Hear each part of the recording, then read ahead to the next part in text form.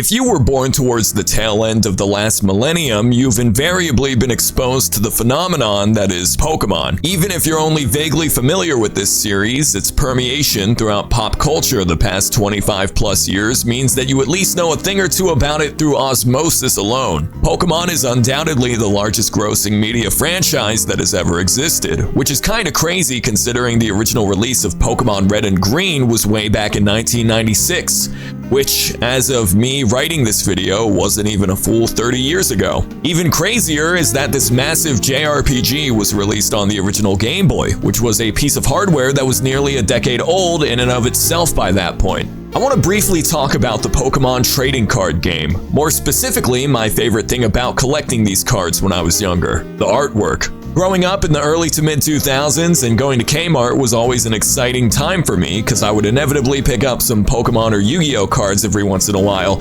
if I was lucky. And the coolest part of the TCG for me personally was seeing all of the artwork and illustrations on the cards. They used a myriad of different art styles and mixed media across the various booster packs and decks and different series. Some of these cards would have the traditional manga-esque illustrations of series frontrunner Ken Sugimori. Some cards would utilize these claymation models that always reminded me of the promotional artwork for Pikmin 2 on the GameCube, but my personal favorite of these cards were the ones that had 3D computer-generated graphics done by the one and only Keiji Kinebuchi. First off, for those uninitiated, the Pokemon TCG has been around for almost as long as the actual video games have. Not to be confused with the Pocket Monsters card-ass trading cards by Bandai, and yes, that is actually what they're called. The first line of Pokemon cards were pressed by Media Factory in October of 1996, which was only a couple of months after Pokemon Red and Green were released in Japan on the original Game Boy. The United States was introduced to the TCG in 1999 by Wizards of the Coast,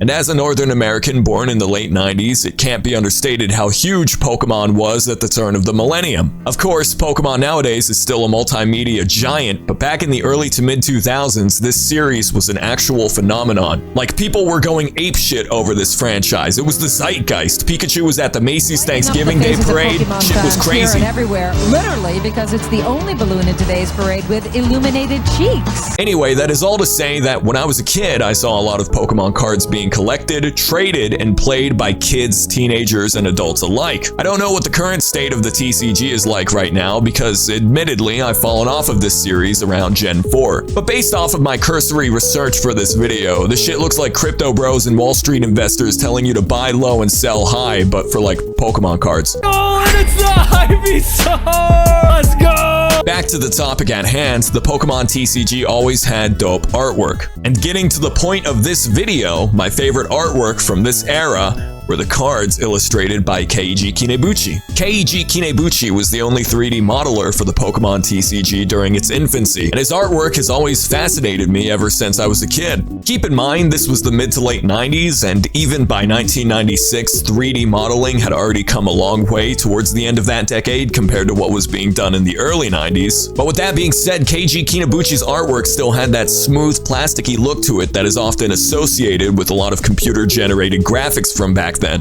And I don't mean that in a pejorative way. His artwork for the Pokemon TCG reminds me of the ACM rendering techniques utilized by Rareware for their Donkey Kong Country games, which ran on the Super Nintendo from 1994 to 1996. I've always had an appreciation for early computer-generated graphics. It's kind of awe-inspiring seeing what artists were able to cook up back when this technology was still burgeoning. Not to mention expensive too. The Silicon Graphics Indigo and Onyx workstations, which were commonly used to render 3D graphics back then, would run you anywhere between $100,000 to $300,000 back in the day. And that may or may not even be an accurate number, I'm just ballparking it based off of my research. In spite of the hardware limitations and rendering polygons, textures, shaders, this, that, and the third, Keiji Kinebuchi's artwork for the TCG still looks incredible to this day, in my opinion at least. Yes, the models have obviously aged over these years, but the impeccable art direction of Kinebuchi-san still holds up. If you'll allow me to get all hyperbolic and dramatic for the sake of this video, to me, looking back at these cards is adjacent to peering into a dreamlike window of what the future of animation and graphic design looked like back in the mid-90s. Moreover, these cards are proof proof that strong art direction and having a good vision is far more important than having 69 terashits per gigafart of rendering power or whatever. I don't know exactly what compelled me to make this video, but I've been on a bit of a Pokemon kick recently and have been looking back at a bunch of different Pokemon media and rewatching the Indigo League anime for that dopamine hit of nostalgia. Moreover, I really just wanted to sing the praises of Kinebuchi's artwork. There's not a lot of information on Kinebuchi, and I could only find one picture of the guy, but like, these cards are just so splendid. I wish this sort of advanced computer modeling aesthetic would be brought back nowadays in indie games or even in the Pokemon games themselves. I don't believe Mr. Kinebuchi works with the Pokemon Company anymore, and like I said, it was kind of hard to find info on the guy in the first place. But irregardless, I hope he's still doing well and out there making dope artwork somewhere. Thank you so much for watching this brief little video. I hope you have an excellent rest of your day.